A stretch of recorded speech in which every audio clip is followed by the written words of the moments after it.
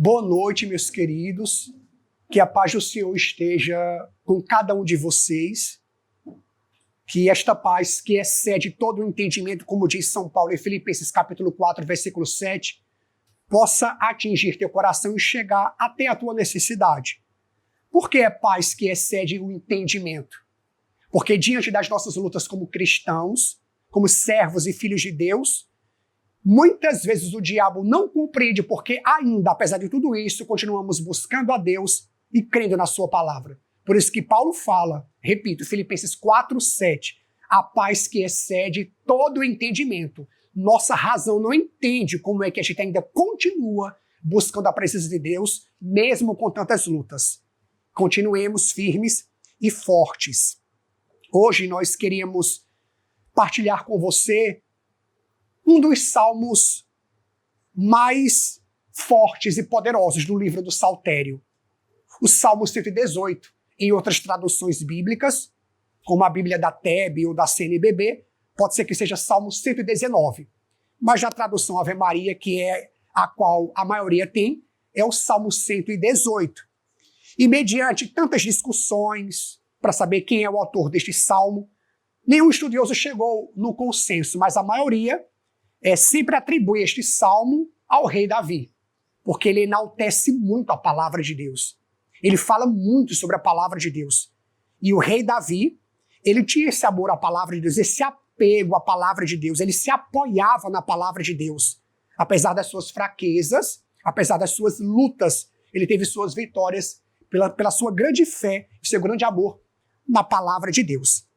Então, era justamente isso que eu queria partilhar com vocês no início, desse nosso estudo bíblico, deste ano de 2005, que pela graça de Deus estamos retomando, E com certeza que esse estudo, que essas palavras possam atingir cada um de vocês, na necessidade de vocês, porque a palavra de Deus, ela não é apenas para o dia da nossa morte, ou para o céu.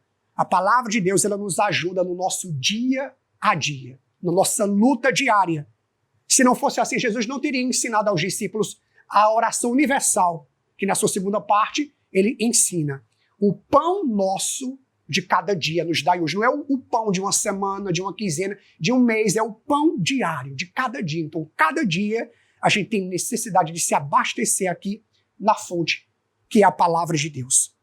Muitos santos da igreja, eles tinham também um grande amor à palavra. Não eram todos os santos eram apegados à palavra, mas tinham muitos santos que tinham mais apreço, mais zelo pela palavra, E destaco aqui São Jerônimo. Ele tinha um grande amor porque ele é o tradutor, da palavra de Deus para a nossa língua. E alguns estudiosos falam sobre algumas palavras de São Jerônimo, e algum livro seu, que dizia assim, que se cortasse as veias de São Jerônimo, não sairia sangue como a nossa, sairia versículos bíblicos. Tão grande era o amor que ele tinha pela palavra e a dedicação. Então, que também possamos nos inspirar nesses grandes santos da igreja, que tinham a palavra de Deus como seu baluarte, como esse apoio, como esse alimento, esse escudo, essa força, essa confiança. Então, Salmo 118, versículo 1, diz o seguinte: felizes aqueles cuja vida é pura e seguem a lei do Senhor. Felizes os que guardam com esmero os seus preceitos e o procuram de todo o coração. A própria Virgem Maria, respondendo ao anúncio do anjo, ela simplesmente, falo simplesmente, não inferiorizando, mas que eu e você entendamos, como ela era também tão apegada à palavra de Deus, ela falou: faça-se em mim a sua palavra. Faça-se em mim a sua palavra. Então isso é muito forte. E o Salmo 118, ele começa com esta promessa: feliz é aquele que tem a vida pura e aquele que segue a lei do Senhor, a palavra do Senhor. Feliz é aquele que guarda com esmero. O que é esmero? É dedicação, é carinho, é zelo. Você não guarda o seu salário do mês na calçada da sua casa. Você guarda para você o que lhe é precioso em lugar que só você consegue ter acesso. É precioso para você. Então é o esmero aqui. Então o Salmo 118, ele começa com essa promessa. Mas não apenas este Salmo 118, mas também o Salmo 1, do Saltério, também começa assim: feliz o homem que teme a Deus. Jesus também iniciou o Sermão do Monte, as bem-aventuranças, as Macarias, falam também a mesma coisa. Felizes os pobres em espírito. Felizes aqueles que têm fome e sede de justiça, os misericordiosos de coração, os que têm um coração puro, os que são pacíficos. Então, são promessas de Deus. Mas como assim felizes ou feliz, Padre? Nós confundimos muitas vezes felicidade. Às vezes nós pensamos que felicidade é aquilo que eu tenho de muito. São os bens materiais, é aquilo que eu quero na mesma hora. É uma prece que eu faço e que eu recebo a minha necessidade. Não, não é isso. Aqui felicidade é plenificar. Felicidade é ter sucesso. Você quer ter sucesso naquilo que você faz?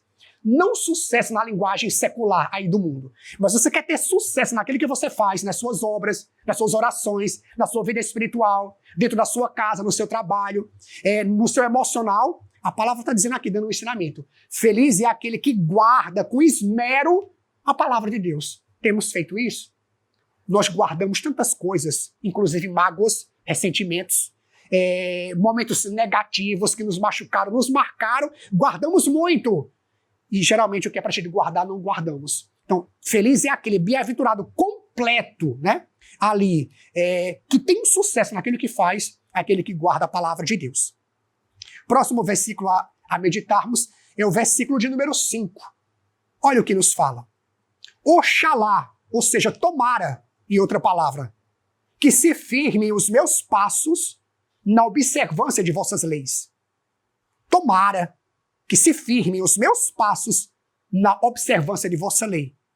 Depois que a palavra proclama feliz ou bem-aventurado aquele que guarda, aquele que tem esmero e zelo por ela, aquele que todo dia está aqui se alimentando, como o teu estômago precisa ser alimentado todo dia, no mínimo ali 3 vezes ao dia, nas refeições, imagina o nosso coração e nossa alma. Então aquele que se alimenta dessa palavra é feliz. Ele tem sucesso. Mas, além dessa promessa de bem-aventurança, o salmista, no versículo 5, ele faz deste versículo uma oração. Quando ele olha para este salmo, para a palavra de Deus, ele vê um acervo tão hiperbólico, tão gigantesco, que ele se sente minúsculo diante desta palavra e ele faz uma oração para Deus. Senhor, eu vos peço que os meus passos se firmem nos teus caminhos, que se firmem nos teus preceitos, na observância da vossa palavra. Então ele me ensina o quê? Não apenas eu ter conhecimento da palavra, não apenas eu ouvir a palavra. Tiago capítulo 1, Tiago fala, não se enganem, não sejam apenas ouvintes da palavra, mas sejam também praticantes. Então aqui o salmista está pedindo a Deus na oração que lhe torne firme, seus passos firmes na sua palavra, mas também que lhe leve a observar a mesma. Ou seja, eu conheço, eu faço chegar ao meu entendimento e uno esse conhecimento à prática. Jesus já falou em Mateus capítulo 7. Prudente é o homem que constrói sua casa sobre a rocha. Imprudente é o homem que constrói sua casa na areia. Por que rocha e areia? Se você pega essa parábola de Jesus em Mateus 7, você vai perceber que a mesma chuva, a mesma enxurrada, a mesma ventania vieram sobre ambas as casas construídas, mas uma ruiu, uma caiu. Por quê? Porque construir em areia é fácil demais. Ninguém quer disciplina hoje. As pessoas de hoje querem coisas fáceis.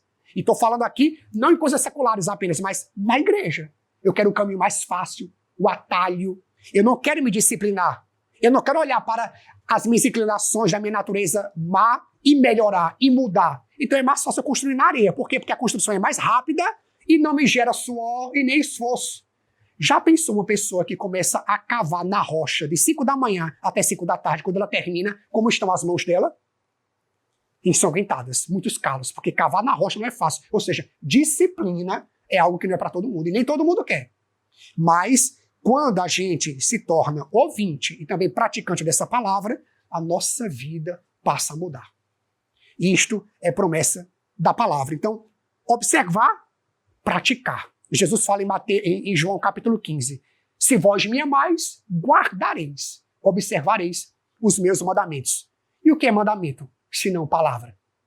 Versículo 6, o salmista fala o seguinte: não serei então confundido se fixar os olhos nos vossos mandamentos. Olha só, isto aqui é interessante para os tempos atuais, porque nós olhamos para a sociedade, nós olhamos para a nossa cidade, olhamos para o mundo, estamos percebendo que as leis que antes eram boas, hoje não são mais. As leis áureas, aquilo que era qualidade, aquilo que era ética, hoje não é mais para o mundo. Está tudo ao avesso. Mas se tratando não apenas dessas coisas seculares, porque tudo está uma confusão, pai, mãe, família não sabe como criar mais o seu filho. Por quê? Porque uma hora a sociedade fala uma coisa, depois diz outra. E quando se trata também aqui de nós, que somos cristãos, nós entendemos o seguinte: também nossa maior confusão hoje é na área da doutrina. Quanta confusão! Quanta confusão! Você chega em um determinado local e escuta uma coisa. Vai para outro local e escuta outra. Você vê uma pessoa ensinando o catecismo de um jeito. Você vai em outro local, a pessoa já ensina de outro jeito. Então há uma confusão doutrinária. Se você der uma olhada nas igrejas evangélicas como estão hoje, estão nessa confusão doutrinária. Não sabem o que é. Briga aqui, briga ali. Um primeiro discute com o segundo, o terceiro não quer mais o primeiro e o segundo e acaba criando outra coisa. Tem uma confusão doutrinária hoje, as pessoas não sabem mais o que seguir e o que acreditar. Mas lembre-se o que Provérbios 29:18 se fala. Diz assim: por falta de conhecimento, um povo cai. Por falta de conhecimento, de visão, um povo cai. Oséias capítulo 4, versículo 6 também fala a mesma coisa. É por falta de conhecimento, não por falta de dinheiro, de bens, não por falta de catequese, mas por falta de conhecimento, ou seja, da minha palavra, falta desse conhecimento, é que o povo se perde. Se você for lá para o primeiro livro de Timóteo, capítulo 4, versículo 1, Paulo vai falar: nos últimos tempos irão surgir espíritos embusteiros, pregando doutrinas diabólicas, porque eles terão comichões no ouvido e não suportarão a sã doutrina, ouvir a verdade. A verdade vai incomodar. Não é o que estamos vivendo hoje, não é o que estamos vendo hoje. A verdade incomoda, a pregação do evangelho genuíno incomoda. As pessoas não querem ouvir a verdade, elas querem ser acariciadas dentro da igreja. Infelizmente hoje é o que mais vemos. Então, Davi está dizendo, ou o autor deste salmo: se eu não quero ser confundido, entrar nessa confusão, ficar nos sabores das ondas que vão e que vêm, nesta inquietação interior, eu devo fazer o quê? Fixar os meus olhos na palavra. Quando nós queremos observar alguém ou alguma coisa, eu não posso lançar um olhar rápido ou de qualquer forma, ou desatento. Eu fixo o meu olhar. Então Davi me diz o segredo aqui: se eu fixar os meus olhos, então eu não serei confundido. Não vou fazer parte desta confusão. Ou seja, então se eu tiver a palavra de Deus todo dia, a doutrina verdadeira da igreja todo dia, eu souber, tiver conhecimento, eu não vou cair aqui nesta confusão. Eu não vou me perder nesta confusão. Como assim fixar? Diz um dos textos bíblicos do Novo Testamento que no meio da tempestade, acho que é Mateus capítulo 14, ou pode ser Marcos capítulo 4, que Pedro queria ir até Jesus. Jesus permitiu e ele começou a afundar. Enquanto ele tinha os olhos fixos em Jesus, tudo bem. Quando ele desviou os olhos de Jesus, ele começou a afundar. É o que Davi está dizendo aqui. Fixa os olhos nos mandamentos. Aqui, na palavra. E você não será confundido. Versículo de número 11. Como falei no início, não vou de versículo em versículo nessa primeira etapa, mas destaquei apenas alguns aqui para iniciar este ano o nosso versículo bíblico. E como você sabe, sempre gosto da pregação expositiva. Hoje o que mais vemos é uma pessoa pegar um tema e incluir neste tema um versículo bíblico, quando devia ser o contrário. A palavra de Deus deve ser a base de tudo, e o tema que tem que se adequar a ela, não o contrário. Então gosto sempre de pregar de forma expositiva, ou seja, explicar cada versículo para que fique às claras e possa te trazer conhecimento, para que você possa sair do estudo mais robustecido e revigorado na sua fé. Então o versículo 11 fala o seguinte: guardo no fundo do meu coração a vossa palavra para não pecar contra vós. Então, o autor aqui, ele tinha tanta convicção do pecado dele, e aqui ele feria, em primeiro lugar, que ele faz o pedido para Deus: guardo no meu coração a tua palavra para não pecar contra ti. Porque você sabe que todo pecado que nós praticamos, em primeiro lugar, nós ofendemos a Deus. O próprio catecismo nos diz que quando pecamos, nós ofendemos a majestade infinita de Deus. Só o sangue de Jesus para nos reparar, nos purificar. Quantos pecados precisariam para que nós fôssemos para o inferno?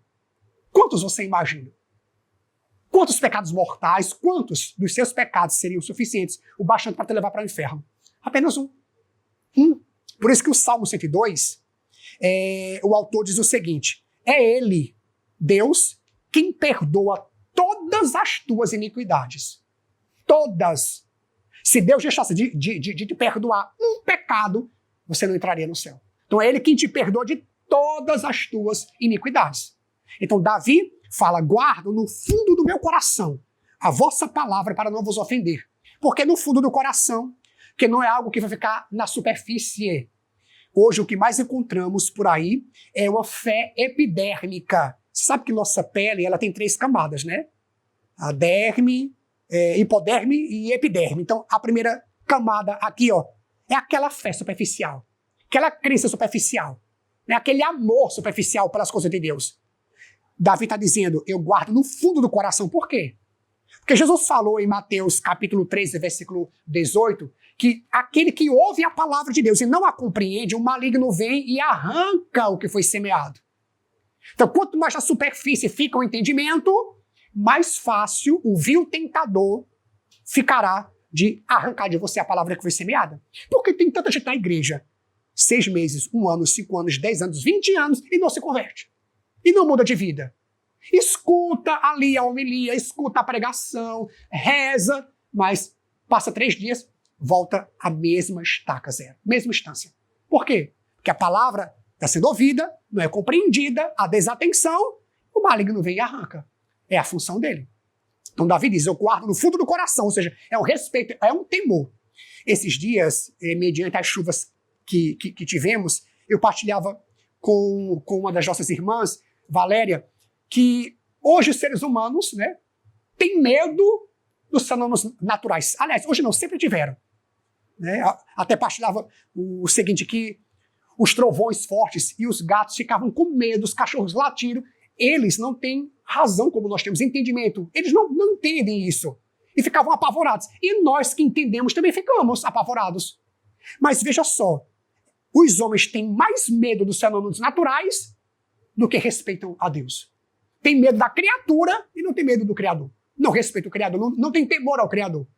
Ficam apavorados com os fenômenos da natureza, mas não reverenciam quem criou estes fenômenos. Então Davi diz: eu guardo no fundo do meu coração, eu respeito. É um modo de você lutar contra suas fraquezas. Está lá guardado. Quando vier a tentação na bandeja, a palavra está guardada lá. Você vai utilizá-la. Versículo de número 12. Sede bendito, Senhor, ensinai-me vossas leis. Olha só, para estudarmos a Bíblia, muitos que querem se aprofundar nela, estudar, faz a teologia, faz hermenêutica, faz apologética, todas essas palavras que eu citei são camadas de estudos da Bíblia que servem para defendê-la. Né? Então, mas veja o que o autor está dizendo: sede bendito, Senhor, ensinai-me vossas leis.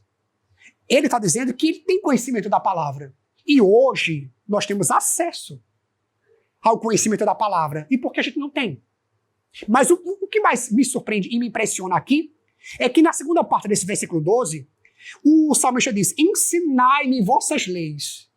Quem é o melhor pedagogo, o melhor mestre, o melhor professor para nos ensinar a palavra de Deus, senão o Espírito Santo? Então, olha o que ele pede: Senhor, olha, seja bendito, mas eu vos peço, ensina-me as vossas leis. Eu sei que precisamos dos didáscalos, dos magisters, dos mestres, dos professores, mas ele está aqui reconhecendo quem é o maior mestre, quem é o maior professor. É o Espírito Santo. Porque eu estou lendo e eu vou pedindo ajuda, eu vou pedindo auxílio e ele vai ali me ensinando. Jesus é isso. Ele nos ensina. Ele mesmo falou em João capítulo 14, quando o Espírito Santo vier, capítulo 16, perdão, quando o Espírito Santo vier, ele vos convencerá do pecado, da justiça e do juízo. E ele vos ensinará tudo aquilo, vos fará recordar tudo aquilo que eu ensinei. Então é o Espírito Santo que também nos ensina. Precisamos dos aparatos, dos estudos, precisamos. Mas o Espírito Santo é o maior professor para isso. E o melhor, sem dúvida nenhuma. Versículo de número 13, diz assim: meus lábios enumeram todos os decretos de vossa boca. Decretos aqui, mandamentos, leis, tudo vai desembocar em quê? Palavra. Mandamentos, leis, decretos, ordens, significa palavra. Então, olha o que o salmista disse. Meus lábios enumeram todos os decretos da vossa boca. O que é enumerar? Falar. Esse versículo aqui, ó, tal versículo, tanto versículo, tal versículo, nós somos capazes de decorar hoje tantas coisas superficiais, mesquinhas, que não precisamos. Decoramos números de celulares, decoramos tantas coisas, tantos horários, e não decoramos o versículo, a palavra de Deus. E quando eu falo decorar, não é no sentido pejorativo, negativo, não. Mas decorar aqui é numerar. Tem aqui.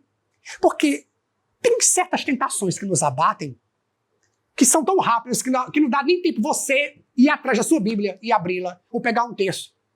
Por isso que Jesus falou, repreendendo Satanás nas tentações lá do deserto, em Mateus e Lucas capítulo 4. Nem só de pão vive o homem, mas de toda palavra que sai da boca de Deus. Jesus tinha a palavra de Deus ali na mente, na boca, no coração. Então o salmista está dizendo, meus lábios enumeram todos os decretos de vossa lei. Eu não consigo guardar um versículo bíblico, mas muitas vezes o que sai da minha boca, fofocas, discussões, palavras desagradáveis, ingratidões. Consigo decorar tantas coisas seculares que não me servirão para nada. Enquanto o versículo bíblico, eu não consigo. O salmista está dizendo, os meus lábios ele tem prazer de enumerar, porque quando eu pronuncio o versículo bíblico, a minha vida muda. O meu dia muda, pode ser que em torno de mim nada esteja indicando que vai mudar. Mas quando eu enumero, as minhas forças são recobradas. Versículo de número 18. Ele faz a Deus outra oração, outro pedido. Abri meus olhos para que veja as maravilhas de vossa palavra. Abri meus olhos. O que ele quer nos dizer, nos ensinar com isto? Ele está dizendo que a palavra de Deus é um tesouro tão profundo e infinito que você pode ler um versículo 1000 vezes. E as 1000 vezes, se você lê-lo com atenção e amor, será para você uma experiência diferente. Sempre renovada e atualizada. Então, ele pede a Deus o que muitas vezes nós não pedimos. Às vezes vamos para a missa, vamos para a igreja, para a casa de Deus, pedir as quinquilharias desta terra. Mas não pedimos o que o salmista pediu aqui. Senhor, abre meus olhos para eu conhecer as maravilhas da vossa palavra. Olha só. O que é que ele quer dizer? O que é que ele quer dizer com isso ainda? É que por trás do versículo, ele sabe que tem muito mais coisas. Aquele versículo que você lê, você extrai tantas coisas dele. Você traz para a sua vida, para a sua experiência, tantas coisas. Então é isso que ele está aqui pedindo, suplicando. Abre meus olhos, Senhor, não mais os olhos da minha carne, porque 2 Coríntios capítulo 5, versículo 7, São Paulo fala, não vivemos do que vemos, nós vivemos pela fé. Hebreus 10, 38, o autor deste livro fala, o justo vive pela fé. Você não vive do que vê, do que ouve, do que sente. Eu estou arrepiado hoje. E quando se arrepiar mais? Hebreus 10, 38 diz que o justo vive pela fé. E como é que eu alimento a minha fé? Aqui, ó. Hebreus 11, 1. A fé é o fundamento, é a certeza de possuir o que não se vê. Então, eu alimento minha fé aqui, com a palavra. Então, abrir meus olhos é sempre no presente. Não abristes ou abrirás, mas abrir. Né? É um verbo que está aqui colocado no presente. Abrir os meus olhos para que eu possa enxergar, Senhor, aquilo que eu li uma vez e não consegui notar. Mas eu vou ler uma segunda e já consigo notar. Ou seja, me ajuda, Senhor, a compreender tua palavra. versículo de número 20.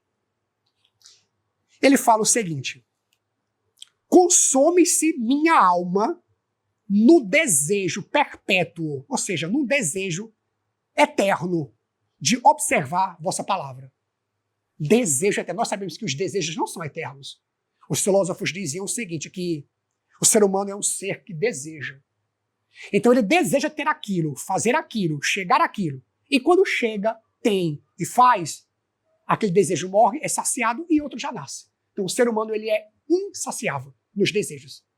Mas Davi está dizendo, minha alma se consome no desejo eterno. Davi, ele é limitado, ele é finito, ele é criatura.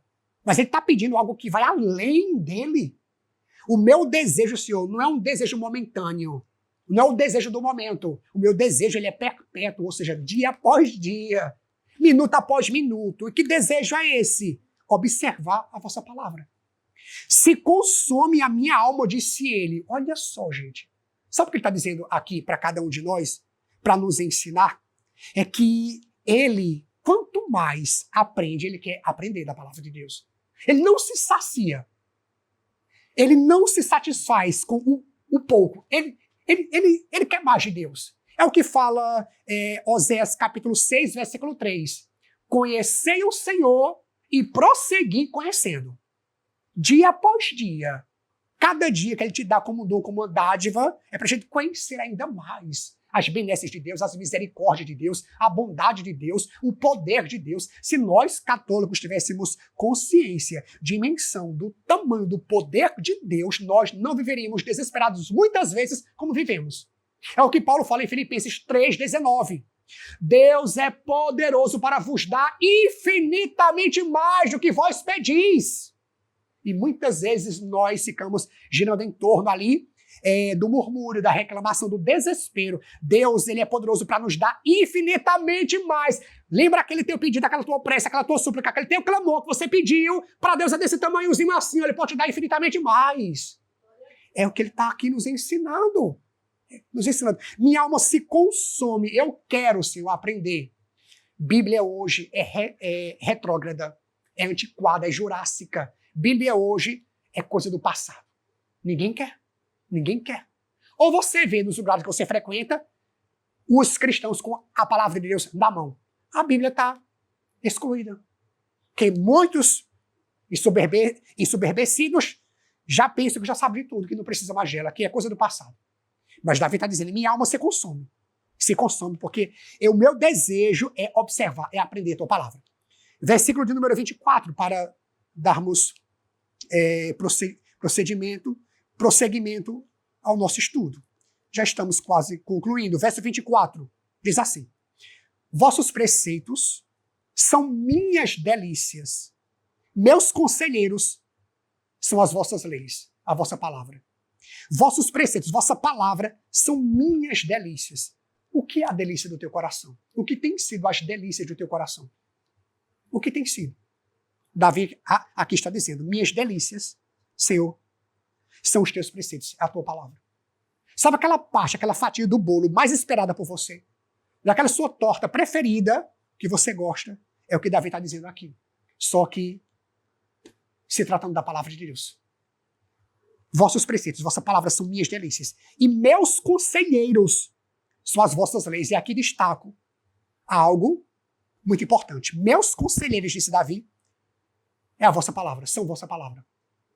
Davi, ele era um rei. Ele não era invisível como eu e você, não. Ele não era qualquer pessoa, no bom sentido que eu estou dizendo, como eu e você, não. Porque nós somos simples, simplórios. Somos criaturas. Apesar de que encontramos muitos que se autoexaltam, né? Que enaltecem a si mesmos. Mas São Paulo fala na sua palavra, lá em 1 Coríntios capítulo 4, que é o homem, que é Paulo, que é Apolo, que é Pedro. Ele não fala quem é. Porque você sabe que na língua portuguesa, esses pronomes, quem e que, tem diferença. Quem se trata a ser humano e que se trata a objeto, a animal. Então São Paulo fala para afrontar, né, os cristãos daquela igreja de Corinto. Que é Paulo? Ele não fala quem é Paulo. Que é Paulo? O que é Paulo? O que é Apolo? O que é Pedro? somos só instrumentos. Deus é quem faz tudo. Então aqui Davi está dizendo, meus conselheiros são as vossas leis. Davi, ele era um rei conhecidíssimo. Então Davi, ele tinha uma corte de conselheiros. Aitofel era um dos conselheiros principais de Davi. E Aitofel era justamente o pai de Betsabeia, que Davi mexeu com ela. E depois se decepcionou tanto com Davi, que lá na frente ele tirou a vida dele, por conta desse acontecimento que Davi fez. Mas Aitofel era um dos principais conselheiros de Davi. Davi tinha os magos como conselheiros. Davi tinha muitos conselheiros na época. Davi tinha o próprio profeta Samuel como conselheiro dele. Mas Davi está dizendo, os meus conselheiros, além destes que eu estou vendo aqui, é a vossa palavra. Sabe por que muitas vezes nós regredimos? Ou nós ficamos impactos? Que há uma diferença entre você regredir ou você ficar parado. De qualquer forma, você não está indo para frente. Muitas vezes, nós regredimos, nós não avançamos, nós não tocamos a fundo a obra do Senhor, nós ficamos parados, nós ficamos pressionados, perturbados, inquietos, porque muitas vezes os nossos conselheiros são os nossos amigos aí fora. Nossos conselheiros é o sogro, é a sogra, é o pai, a mãe, é aquele melhor amigo. Não que a palavra esteja dizendo que isso não é para ser. Mas Davi está dizendo aqui, além de todos esses que eu tenho, que estão aqui, meus conselheiros são as vossas palavras. Ou seja, eu escuto o conselho de quem me ama, mas eu também estou aqui na palavra de Deus. Ó. São meus conselheiros. Quem é teu conselheiro hoje? Quem são teus conselheiros hoje? Quem são? Você talvez escuta conselhos e mais conselhos. De muitos hoje. Ou dos mais próximos. Mas quais são as vezes que você chega aqui para abrir a palavra e pedir direcionamento, orientação a Deus? Talvez temos pastores e padres de meia tigela como conselheiros, que ensinam qualquer coisa por aí e pronto, na superficialidade. Não vai impactar ninguém, não vai colidir ninguém. Talvez, e nós gostamos muitas vezes disso. Mas a palavra é aquela que colide conosco. Os conselheiros principais da nossa vida devem ser o quê? A palavra de Deus. Além daqueles que nós confiamos, são próximos, que têm a nossa estima. Além deles, também a palavra de Deus deve ser o nosso primeiro conselheiro. Padre, será que a palavra de Deus ela tem capacidade de me ensinar, de ser minha conselheira? Será que tem? Você acha que não? Segundo o livro de Timóteo, capítulo 3, versículo 16, São Paulo fala assim, toda a Escritura é inspirada por Deus e útil para ensinar. Não é somente o Antigo Testamento, não é somente o Novo Testamento, não é somente o livro dos Salmos, o livro dos profetas, não é somente o livro da sabedoria. Não. Paulo fala, toda a Escritura é inspirada por Deus. Então, ela tem capacidade para nos ensinar. Pegue o Sermão do Monte de Jesus, Mateus capítulo 5. Para você ver se não tem ali um ensinamento em todas as áreas, social, familiar, pessoal. O Sermão do Monte, Jesus começa lá dizendo, felizes os que não são soberbos. Na época era o que mais tinha, ele estava se referindo aos fariseus, doutores da lei, mestres, escribas, que eles se assoberbavam, né, daquilo que possuíam, do conhecimento, mas não passavam para o povo de Deus. Aqui a palavra está dizendo, meus conselheiros são as vossas leis. O Sermão do Monte, Jesus nos ensina. Felizes os pobres em espírito. Felizes os que são perseguidos. Felizes os que promovem a paz. Felizes os aflitos, os que choram. Olha quanto ensinamento. Jesus, ali no capítulo 6 do Sermão do Monte, no capítulo 7 de Mateus, 5, 6 e 7, são ensinamentos precisos e necessários para a nossa vida diária. Se alguém te força a tomar algo teu, entrega. Se alguém te dá um tapa do lado direito, oferece o outro. Não faz guerra, não enfrenteis quem é malvado, não resista a quem é poderoso atualmente. Ensinamentos ali que precisamos e nós não estamos buscando esses ensinamentos. Por quê? Porque nossos conselheiros são outros. Nós queremos ouvir o que nos apraz e o que nos agrada.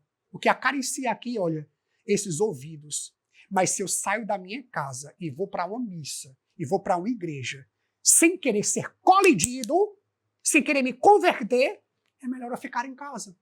Davi está dizendo, meus conselheiros são as vossas leis. Então, a partir de hoje, lembre-se disso. Está precisando de um conselho? 5 primeiros livros ali, da Bíblia, o Pentateuco, Moisés te ensina com o catecismo, com a doutrina da igreja. Você quer saber algo sobre o matrimônio? Pega ali 1 Coríntios capítulo 7, São Paulo vai ali falar sobre isso.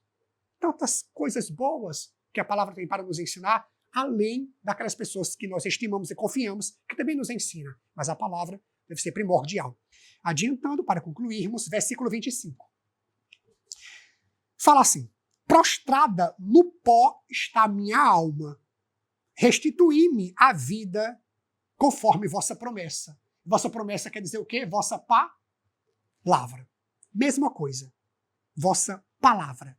Prostrada no pó está minha alma. Aqui é um quadro de quê? Um quadro de depressão. Gente, se não for o primeiro mal do século, é o segundo hoje, a depressão. Coladinha com a ansiedade. A palavra ansiedade na língua portuguesa não tem muito significado. Você entende o que é apenas porque você já ouviu, já viu alguns sintomas, ou talvez você já sentiu, né? Quais sintomas? Fica um pouco sem ar, fica um pouco desesperado, aquele ambiente fechado, fica um pouco atordoado. Isso é uma pessoa ansiosa. Mas a palavra ansiedade na língua grega quer dizer estrangulamento. E a ansiedade não é assim mesmo. Quando você está ansioso, parece que algo está te estrangulando ali. Então, Davi aqui está mostrando um quadro de depressão. Prostrada no pó está a minha alma. E o pó fica onde? O pó é o quê? Terra, poeira, inferior. Então, a tristeza, é o desânimo, é a falta de apetite, é a insônia, ou o apetite em excesso. Eu não quero ver ninguém. Então, é um dos males do século de hoje. E, nesta época aqui, Davi já estava escrevendo o que estamos enfrentando hoje. Prostrada no pó está a minha alma. Talvez você conheça alguém que esteja passando por isso, esteja enfrentando isso. E depressão aqui não é um sintoma de tristeza que você acorda mais ou menos, não tem nada a ver, não. Porque se confunde muito, qualquer coisa é a depressão, não. Mas uma pessoa que está no quadro de depressão, realmente é alguém que precisa de muito amor. Não é qualquer tristezazinha, não. Qualquer abalozinho que você sente no seu emocional, já não é isso, não. Prostrada no pó está minha alma. Sabe o que Davi está dizendo? Ou a palavra em nenhum momento aqui está desprezando a ajuda médica.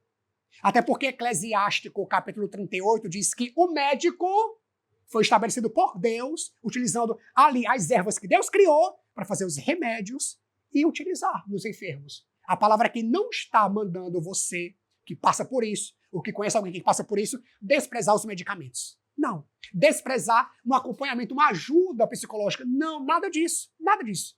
Mas a palavra está dizendo aqui que o primeiro remédio para minha depressão é a palavra. Você acha que a palavra de Deus vai perder para um antidepressivo? Você acha que a palavra de Deus vai perder para Freud? Você acha que a palavra de Deus vai perder para algum remédio? Não, não vai. Olha o que a palavra está nos ensinando. Eu já passei por esse quadro e o que me tirou dele em 2007 foi a palavra de Deus. Porque muitas pessoas que estão no quadro de depressão estão sendo medicadas, e medicamentos fortes, e não conseguem sair. Não conseguem sair. Mas quando eu quando eu retornei à leitura da palavra, eu comecei a me alimentar da palavra lá na minha cama, prostrado, eu comecei a revigorar as minhas forças. Então, Davi, a palavra está nos ensinando. Não é para recusar ajuda médica, psicóloga. Não, nada disso não. Você pode fazer isso, mas também coloque o que é principal. A palavra de Deus. A tua leitura, aquilo vai renovando a tua fé, o teu coração. É a palavra de Deus. Versículo de número 28. A irmã da depressão. Anda coladinha com ela. Chora de tristeza a minha alma. Reconfortai-me segundo vossa palavra. Chora de tristeza segundo a minha alma. Não, chora de tristeza a minha alma. A tristeza. Eclesiástico fala que a tristeza matou a muitos. A muitos. Olha só, para a gente concluir, o que o livro do Eclesiástico fala aqui sobre tristeza, sobre isso. Diz assim: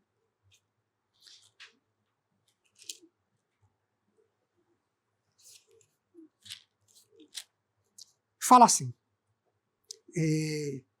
o coração, Eclesiástico 13, 31 e 32. O coração do homem modifica seu rosto, seja para bem ou seja para mal. O sinal de um coração feliz é um rosto alegre.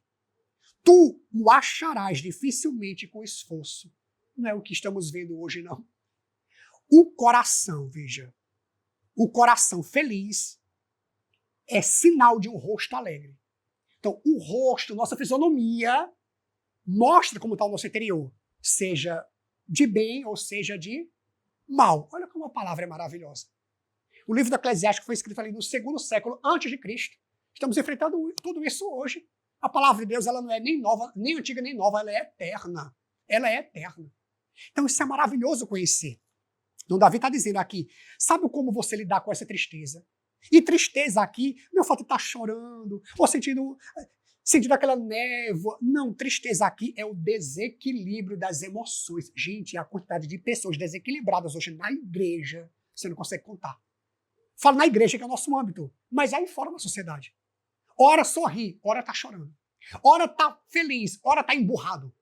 Ora trata bem, ora trata mal. Ora passa, dá um sorriso, ora passa, tá com a cara fechada. O desequilíbrio das emoções. Davi está dizendo, as minhas emoções serão equilibradas pela tua palavra. Pela tua palavra. Ele diz, chora de tristeza. Por que ele fala chora de tristeza? A minha alma. Você sabe que o filho de Davi morreu? Que Betsabeia ficou grávida? Você sabe que depois disso, um dos filhos de Davi tentou contra a irmã dele, Aminô. Você sabe que um dos filhos de Davi quis usurpar o trono do pai e tentou matá-lo, morreu enforcado. Então Davi sofreu muito. Por isso que ele está dizendo aqui, chora de tristeza, não é os meus olhos, minha alma. Olha onde estava a tristeza. Alma. Não é aqui na pele, não. Tem coisas que a gente quer combater com armas materiais. O que é espiritual? O que é espiritual? Davi está dizendo, chora de tristeza, minha alma está lá dentro. Não dá para eu saber aqui em que parte do meu corpo é. Mas a tua palavra, Senhor, me reconforta.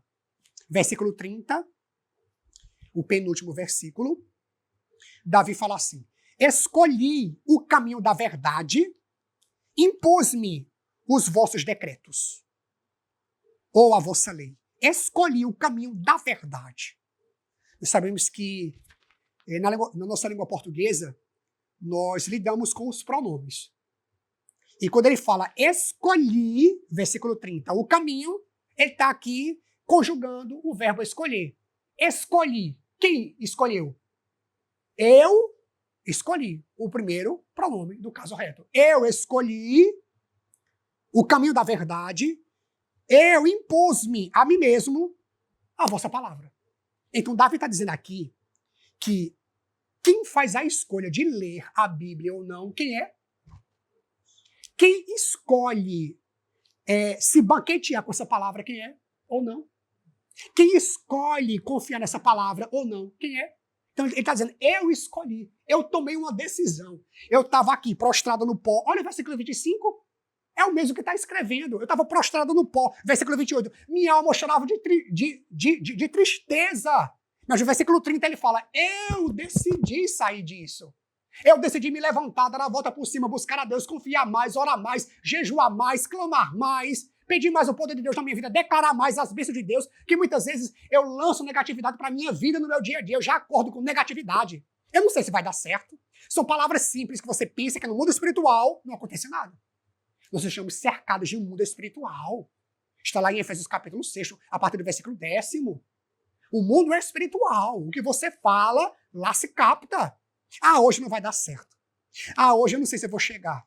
Ah, hoje não sei o quê. Tanta negatividade. Você quer ter um dia bom e abençoado? Como você vai ter?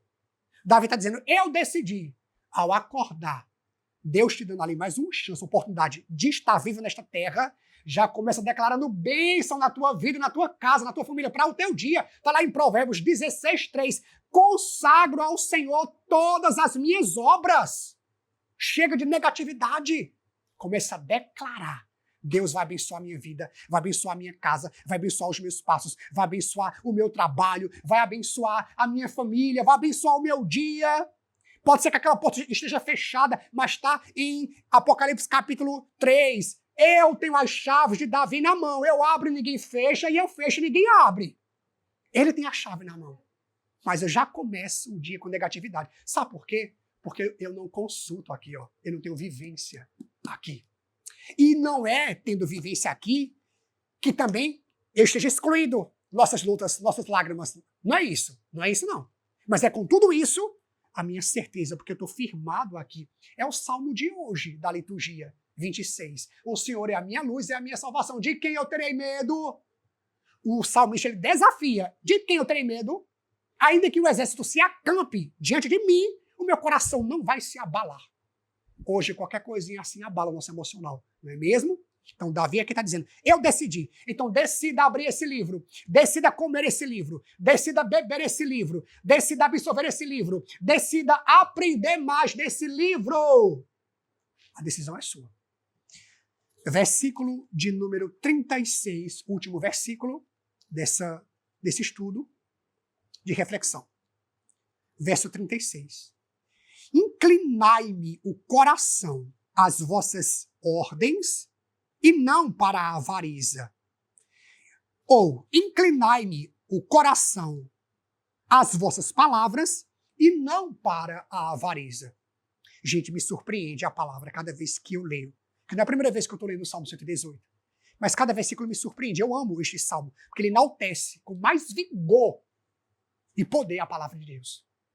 Deus ama tanto a palavra dele que lá em Atos dos Apóstolos, capítulo 4, antes de pregarem a palavra, o Espírito Santo disse, orem.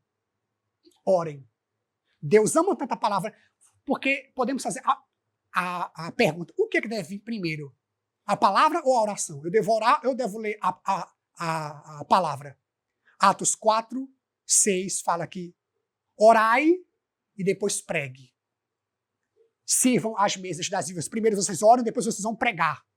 Deus ama tanto a palavra. Deus tem tanto zelo pela palavra dele que ele pede para orarmos, para a gente se preparar e anunciar essa palavra aqui. Então por isso que no Salmo 36, o salmista diz, inclinai-me o coração às vossas palavras e não para a avareza.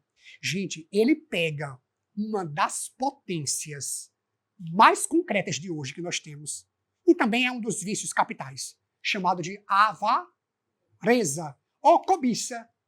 É o 10º mandamento. Está lá em Êxodo capítulo 20, verso 17. Não cobiçarás. Lá em lá em Romanos capítulo 7, Paulo diz que só conheceu o pecado, porque quando ele leu, só conheceu o pecado, em que sentido? Só teve consciência que ele era pecador, porque ele leu lá as escrituras que dizia, não cobiçarás. Veja que os 10 mandamentos, dos 10, 9 são externos. Como assim, padre? Do 1º ao 9º mandamento, se você quebrá-lo, qualquer pessoa vai poder te condenar. Se você desonrar pai e mãe, as pessoas vão ver. Se você não amar a Deus, não amar o próximo, não guardar domingos e festas, se você furtar, se você roubar, vão condenar você. Mas tem um mandamento, que é o 10º, que ele é de foro íntimo. Que foi justamente com esse mandamento que o jovem rico se perdeu. Ele disse para Jesus, desde pequeno eu observo todos os mandamentos. Ele mentiu. Porque quando Jesus disse, vende o que tu tens e divide com os pobres e me segue, ele não quis. Porque ele tinha a cobiça, a avareza, o amor ao dinheiro. Ou seja, ele pensava que ele obedecia os mandamentos. Mas o 10º mandamento, que é cobiça, é de foro íntimo. Quando você cobiça algo, alguém ou alguma coisa, quem mais sabe disso, senão só você e Deus? Então, o 10º mandamento ele é de foro íntimo. E é com ele que devemos ter o máximo de cuidado. Porque muitas vezes você pode se achar muito santo, que já está no céu. Mas e a tua cobiça? Davi está dizendo aqui, inclina meu coração às vossas palavras e não para a avareza, não para a cobiça. Ele quer dizer o seguinte, que a cobiça, a avareza tem tanto poder que nos atrai, que atrai o homem. Olha hoje, sociedade, o mundo, tudo é dinheiro. Tudo é dinheiro. Tudo é dinheiro. Ele está dizendo o seguinte, assim como a avareza tem tanto poder de nos fisgar, de nos atrair, como o inseto noturno é atraído pela lâmpada, que meu coração também se incline para a tua palavra. Davi está dizendo o seguinte, para nos ensinar mais uma coisa. Assim como meu coração se inclina para as coisas ruins que não presta, Senhor, faz com que ele se incline para a tua palavra. Eu me inclino para aquilo que eu quero, para o meu bel prazer, para meus apetites, para minhas coisas, o que eu quero fazer. Se eu me inclinasse tanto para a tua palavra como eu me inclino para as coisas erradas, a minha vida seria outra. A minha vida seria outra. Olha que ensinamento maravilhoso. Teu coração está se inclinando para quê? Está inclinado ao quê? Para quem? Para quais coisas? Com a mesma potência que tua carne se inclina para pecar e errar, teu coração está se inclinando para a palavra de Deus? Que é a única coisa que pode combater a avareza, cobiça, é a palavra de Deus. Porque ela que é poderosa, ela que é forte. Então, amados, amadas, espero que estes poucos versículos do Salmo 118 ou 119, dependendo da tradução da tua Bíblia, possa te ajudar numa vida mais santa, mais espiritual, uma vida de maior comunhão com Jesus e com os irmãos.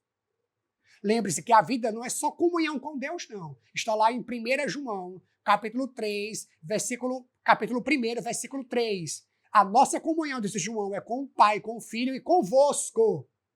Com Deus e com os irmãos, orando uns pelos outros, não julgando, não condenando, não se achando melhor, não falando mal, mas ajudando, orando, clamando, jejuando.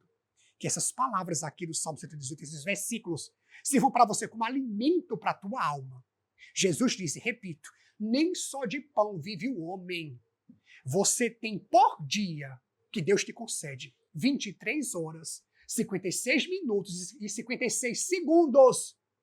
Quantos minutos do dia você tem tirado para sentar um pouquinho, abrir essa palavra e lê-la, nem que seja um versículo ou um capítulo? Você não tem 5 minutos, você não tem 10 minutos para fazer isso, que Deus te concede 23 horas por dia e 56 minutos, você não tem 5 nem 10 minutos para a palavra, quando você vai ter? Quando? E concluo com o que Deus fala pela boca do profeta Amós, capítulo 8, versículo 12. Deus fala assim, enviarei sobre a terra, chegará um tempo, que enviarei sobre a terra uma grande fome e uma grande sede. Não fome de pão, nem sede de água, mas fome e sede da palavra, da minha palavra. E os homens andarão errantes de mar a outro e não vão encontrá-la. Isaías 55, 6, o profeta fala, busque o Senhor enquanto ele se deixa encontrar. Então, irmão, irmã, saboreie essa palavra.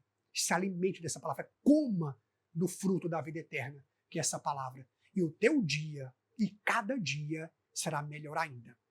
Que Deus te abençoe. O Senhor esteja convosco. Por intercessão da Beatíssima Virgem Maria, Senhora de Lourdes, de São Jerônimo, desça sobre a vossa vida, sobre a vossa casa, sobre a vossa família, sobre vós que estás aqui presentes, sobre aqueles que serão alcançados por esta palavra, a bênção do Deus rico em misericórdia, Pai e Filho e Espírito Santo. Bendigamos ao Senhor e agradeço a Cristian, que nos ajuda nessa transmissão, que Deus possa também abençoar a vida dele para que possamos dar continuidade e que essa evangelização possa chegar até você que também precisa. Deus abençoe.